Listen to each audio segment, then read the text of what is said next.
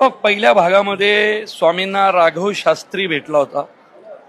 मोठा शास्त्रज्ञ होता तो, आणि विज्ञान आणि अध्यात्माची एक लढाई झाली मोठी. यावेळी स्वामींना एक महिला शेतकरी भेटणार आहे आणि ती स्वामींची परीक्षा घेणार आहे आणि ती त्यांना शेती करायला लावणार आहे. तर काय धमाल येणार आहे. म्हणजे तिकडं तरी कसं एक प्रचंड उच्च शिक्षित बुद्धिमान मेंदू होता, बरोबर, जो तर्काला अनुसरून लॉजिकली वाद घालत होता. इथे एक अशी शेतकरी बाई आहे जिला जगाशी काहीच घेणं देणं नाही. तिला तिचं कुटुंब आणि तिचं शेत एवढ्याशीच घेणं आहे.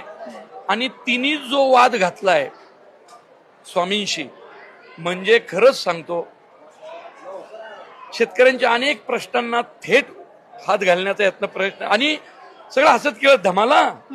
म्हणजे लोक एन्जॉय करणार, म्हणजे मागच्या वेळच्या पेक्षा 10 पट जास्त एन्जॉय करणार.